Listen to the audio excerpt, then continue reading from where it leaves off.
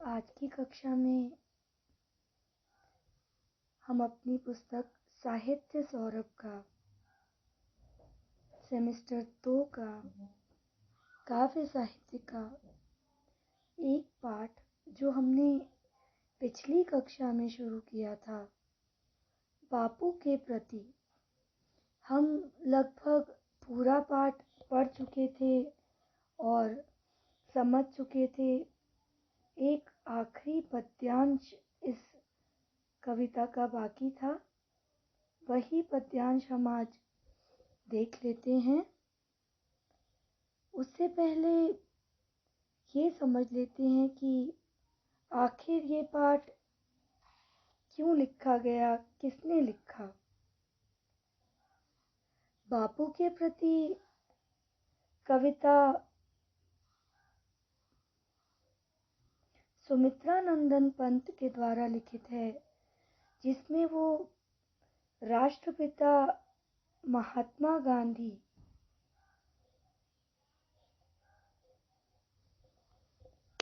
के द्वारा महान कार्य जो किए गए हैं उनका बखान कर रहे हैं। सुमित्रानंदन पंत जी प्रस्तुत पद्यांश के माध्यम से कहते हैं, जैसे जैसे हमारी नौका दूसरे किनारे की तरफ बढ़ती जाती है, वैसे वैसे हमारे हृदय में सैकड़ों विचार आते जाते हैं। कवि कहते हैं कि महात्मा गांधी ने भारत के लिए वह किया जो शायद किसी के लिए भी संभव नहीं था। उन्होंने जाति भेद के ऊपर उठकर समानता का एक संदेश हमें दिया है। कवि कहते हैं कि आज जिस नवयुग का निर्माण हुआ है, उस नवयुग के निर्माणकर्ता महात्मा गांधी हैं। उनके निस्वार्थ त्याग ने नवयुग में मानवता के बीज बोए। वह अंधकार में प्रकाश की किरण बनकर जागे। संपूर्ण भारतीय समाज ही नहीं, बल्कि सारा विश्व छुआछूत और भेदभाव के षड्यंत्र में फंसा हुआ था। महात्मा गांधी ने न सिर्फ भारत को बल्कि पूरे विश्व को विश्व बंधुता का पाठ पढ़ाया, भेदभाव को समाप्त किया। उन्होंने मृत संस्कृतियों के विकृत भूत को समाप्त कर हमारी संस्कृति को पावन किया। विद्वेष और घृणा के कारण लड़ने वाले इस संसार को प्रेम का पाठ पढ़ाया तथा श्रम संस्कृति, आत्मनिर्भरता का पाठ की सीख भी उन्होंने हमें दी। अंग्रेजों के निरंतर अत्याचारों के खिलाफ उन्होंने सत्याग्रह का आह्वान किया, मानवता का संदेश दिया। हम कह सकते हैं कि बापू ने इस संसार को सत्य, अहिंसा का पाठ पढ़ाया। अंग्रेजों की दमन नीति को समाप्त करने के लिए महात्मा गांधी ने सत्य और अहिंसा का मार्ग अपनाया। कवि इस कविता में गांधी जी को श्रद्धांजलि अर्पित कर रहे हैं और कह रहे हैं कि हमारी संस्कृति जो पाश्चात्य के प्रभाव में बंदी होती जा रही थी, उस संस्कृति को बापू ने उसका रक्षण कर मानव को मानवता से जोड़े रखने का अथक प्रयास किया। उन्होंने संसार को त्याग करके मानव जीवन का परमार्थ सार ग्रहण किया। किसी भी दबाव या प्रलोभन को अपने ऊपर हावी नहीं होने दिया। सुमित्रानंदन पंत जी कहते हैं, हे बापू, तुम नवयुग के आदर्श हो, तुम प्राचीन संस्कृति के पोषक हो। तुम्हारे दिए हुए विचार प्राचीन व नवीन दोनों आदर्शों का सार हैं, जो आज के समाज में भी उतने ही सत्य हैं जितने पहले थे। आइए अब आखिरी पद्यांश की तरफ चलते हैं और उसे समझते हैं।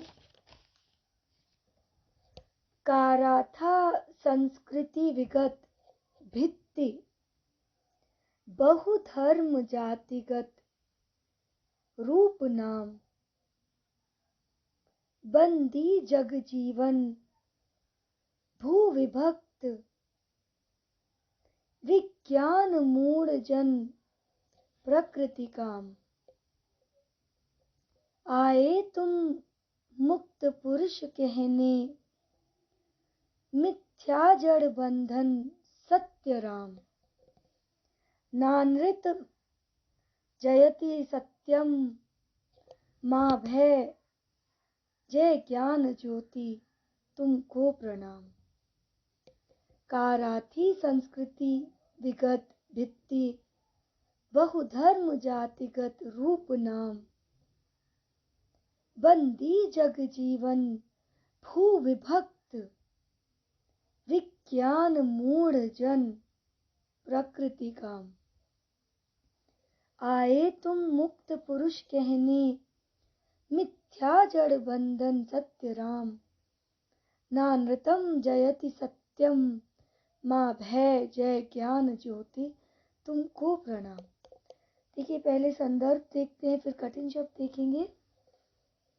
प्रस्तुत अवतरण, प्रस्तुत पद्यांश सुमित्रानंदन पंत जी द्वारा लिखित कविता बापू के प्रति से उद्धृत है। प्रस्तुत कविता में कवि ने महामानव महात्मा गांधी जी को प्रणाम किया है और उनके कार्यों का चित्रण किया है। कठिन शब्द देखते हैं। कारा का अर्थ है जेल। विगत जो बीत गया, पास्ट जिसे हम कहते हैं। धर्म जातिगत, तो यहाँ पर शिक्षा ख्याति सब आएगा। बंदी जग जीवन, बंधा हुआ है जग जीवन। भू का अर्थ है धरती। विभक्त बटी हुई। मूढ़ विवेकहीन मूर्ख। प्रकृति काम जो स्वाभाविक कामना है। मुक्त का अर्थ है स्वतंत्र। मिथ्या का अर्थ है असत्य झूठ।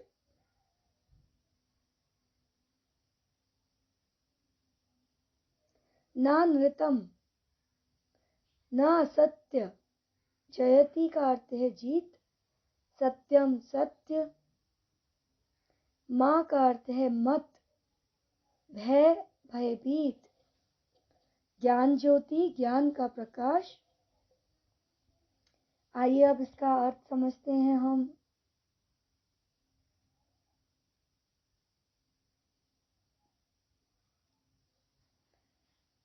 काराथी संस्कृति विगत, इसका अर्थ है कि हे बापू के सुमित्रा नंदन पंत जी बापू के लिए कहते हैं, हे बापू, कारा थी संस्कृति विगत, कई सालों से हमारी संस्कृति कारावास में थी, बंदिनी थी, बांध के रखी गई थी।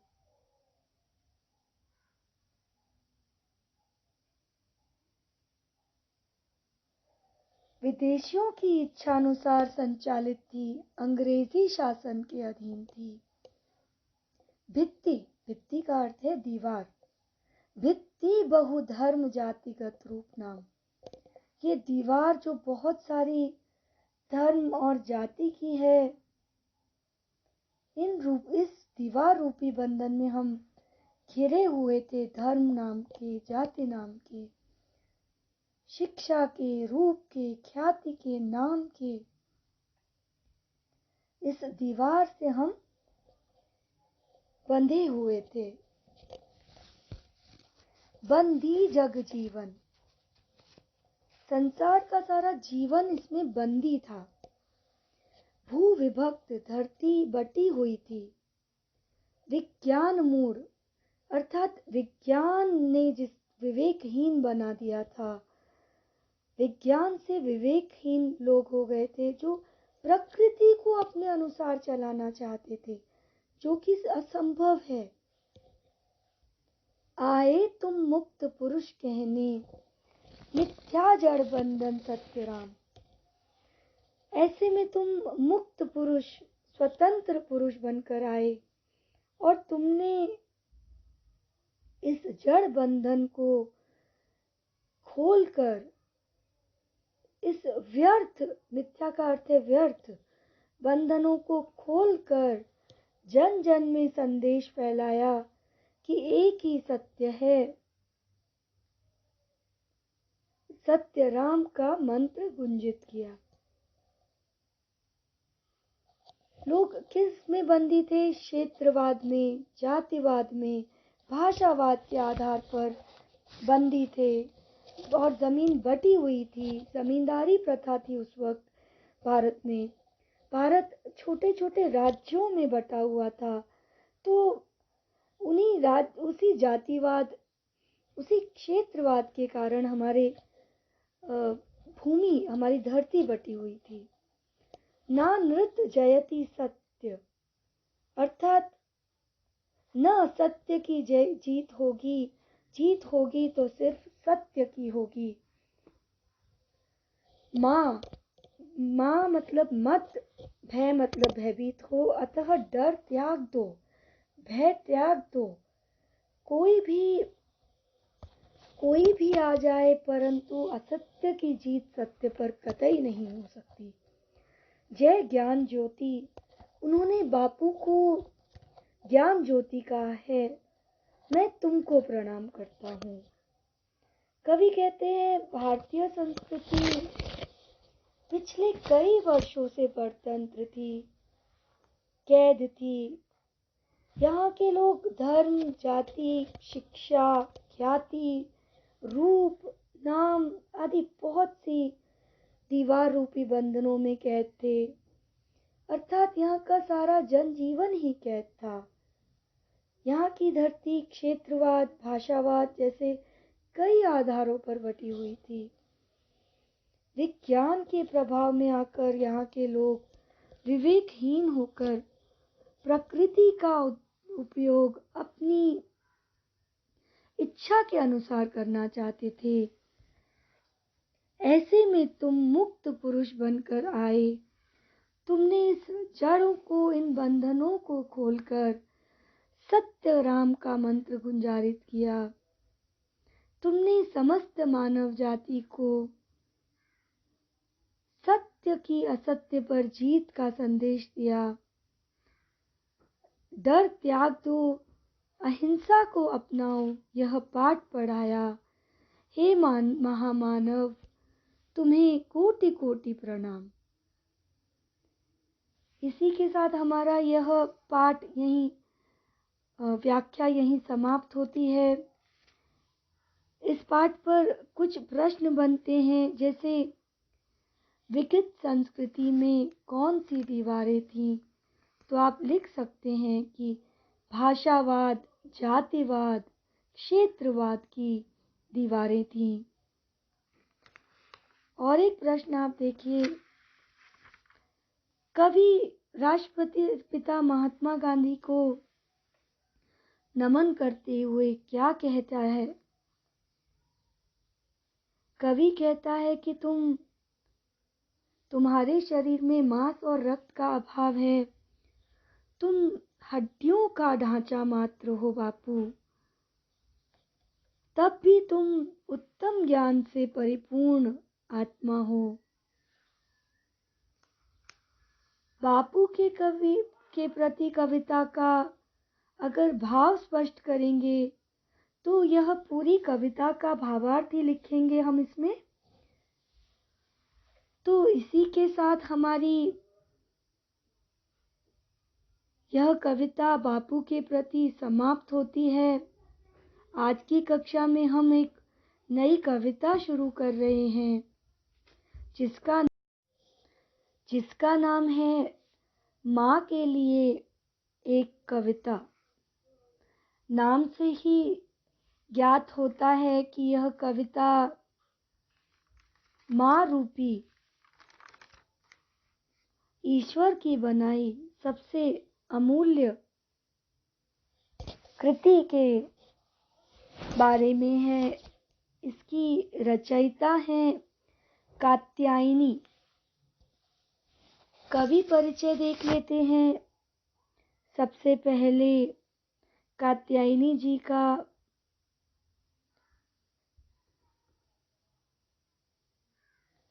1959 से लेकर आज तक हैं कात्यायनी जी। उनके बारे में ज़्यादा जानकारी प्राप्त करेंगे। आज की कक्षा में हम समकालीन कवयित्रियों में कात्यायनी का नाम प्रमुखता से लिया जाता है। कात्यायनी का व्यक्तिगत जीवन अत्यंत संघर्षपूर्ण रहा है। वे एक सक्रिय सामाजिक कार्यकर्ता हैं।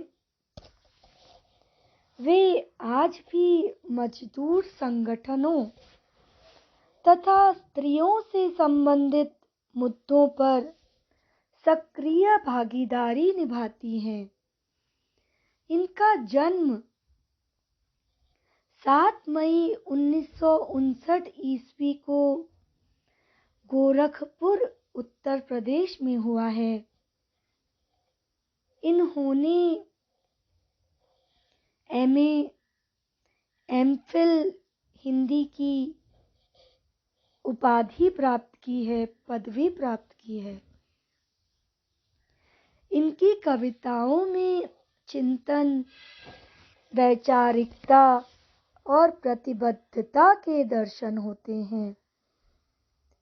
इनकी स्त्री विषयक हिंदी कविता में अपना विशिष्ट स्थान रखती हैं। इनकी स्त्री विषयक कविताएं हिंदी कविता साहित्य में अपना विशिष्ट स्थान रखती हैं। विगत 24 वर्षों से विभिन्न पत्र पत्रिकाओं में राजनीतिक, सामाजिक, सांस्कृतिक विषयों पर स्वतंत्र लेखन कर रही हैं। इनकी कविताएं हिंदी की अधिकांश पत्र पत्रिकाओं में प्रकाशित तथा कुछ कविताएं अंग्रेजी, पंजाबी, मराठी, गुजराती में अनुदित प्रकाशित हो रही हैं। इनकी आधा दर्जन कहानियां प्रकाशित हो चुकी हैं। इनकी कृतियां देखते हैं।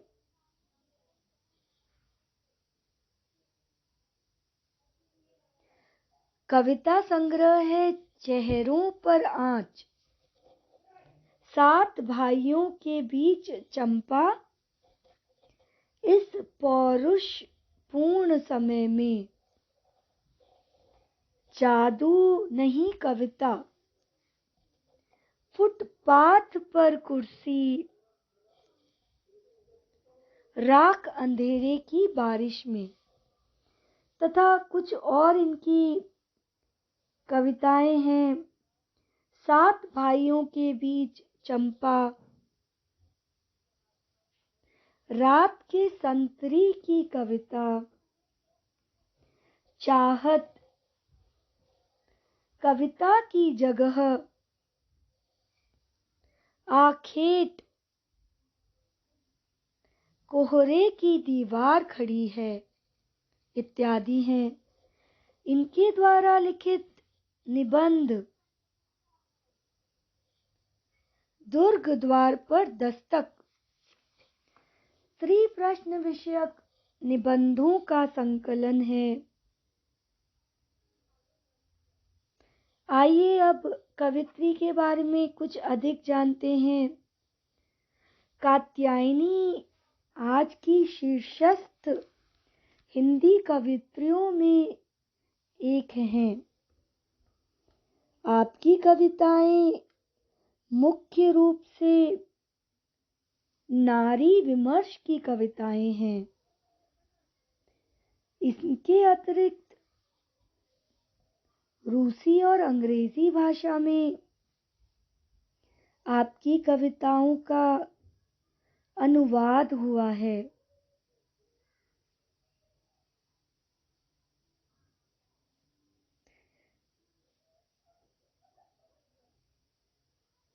यह एक कड़वी सच्चाई है कि आज भी विश्व की पूरी जमीन का केवल 1 भाग महिलाओं के नाम है, जबकि वे दुनिया की आधी आबादी हैं। विश्व के काम का 60% हिस्सा महिलाएं करती हैं, मगर आमदनी का केवल 10 हिस्सा उनकी निजी आमदनी मानी जाती है।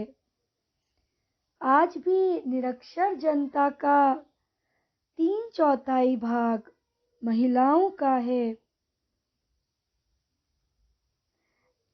भारत में लगभग 5,000 महिलाएं प्रति वर्ष दहेज के लिए मार डाली जाती हैं।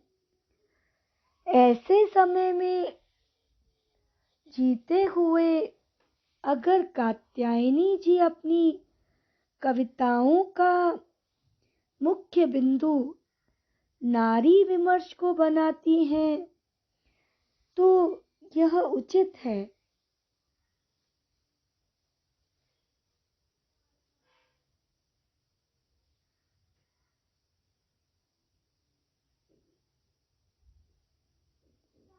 उनकी कविता माँ के लिए एक कविता माँ के जीवन पर आधारित है कि किस प्रकार माँ आज भी घर के आंगन में हर क्षण दिखाई देती है।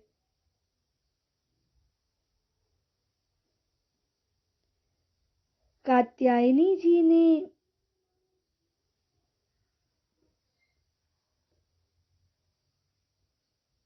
हिंदी साहित्य की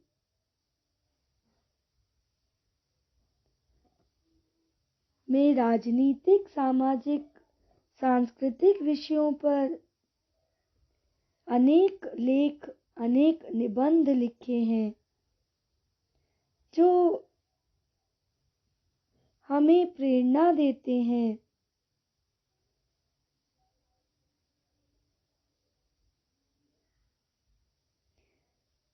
उनके बारे में कुछ और जानते हैं। ईमानदारी की तरह जहाँ कविता की बुनियादी शर्त बनती है, वहीं से कात्यायनी की काव्य यात्रा शुरू होती है। इस काव्य यात्रा में एक साथ 20वीं शताब्दी की हिंदी कविता का उपसंहार और 21वीं सदी की कविता की भूमिका बद्ध है। कात्यायनी ने जिस शिद्दत से कविता के फॉर्म को तोड़ा है, उससे कहीं अधिक मेहनत से जीवन रूढ़ियों को तोड़ा है। उनके यहाँ जितना निषेध प्रचलित काव्यात्मकता है, उतनी ही ठहरी हुई मान्यताओं का भी है। रचनाशीलता की इस यात्रा में 7 भाइयों के बीच चंपा इस पौरुषपूर्ण समय में राख अंधेरे की बारिश में एक कोहरा पारभासी तक की आमद दर्ज हो चुकी है। कविताई में व्यक्तिगत और सामूहिक प्रतिपक्ष को चिन्हित करने वाली इस कविता में 3 दशकों के परिवर्तनों की चहलकदमी को महसूस किया जा सकता है। समय का पहिया खदबदाता हुआ पूरे इतिहास को चुनौती देता है। वैचारिकता और शिल्प के स्तर पर हिंदी कविता लगातार समृद्ध हुई है। कात्यायनी की कवि की प्रतिबद्धताएं बेहद स्पष्ट हैं। उनकी कविता धारा के विरुद्ध तैरते हुए उन लोगों का साथ कभी नहीं छोड़ती जिन्होंने इस अंधेरे दौर में भी सपने देखने की आदत छोड़ी है। न सपने देखने की आदत छोड़ी है और न सपनों को प्राप्त करने की इच्छा। उनके लिए कविता मनुष्य के विवेक को समृद्ध करने का माध्यम तो है ही, उससे कहीं ज्यादा व्यवस्था के छद्म को भेदने का उपक्रम है। अपनी कविताओं के बारे में लिखते हुए वह स्वीकार करती हैं कि कविता जो स्वयं मानवीय जरूरत रही है, वह प्रकृति से वर्चस्व विरोधी होती है।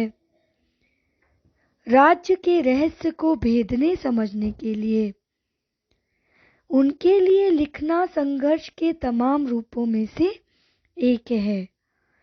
कहना न होगा कि कवि की इस संकल्प दृढ़ता में उनकी रचना दृष्टि कहें या जीवन दृष्टि के कई सूत्र तलाशे जा सकते हैं। कात्यायनी के लिए कविता जीवन से उपजी एक ऐसी परियोजना है जिसके द्वारा समय समाज को देखने परखने और हस्तक्षेप का नजरिया विकसित होता है। कविता का सार हम अगली कक्षा में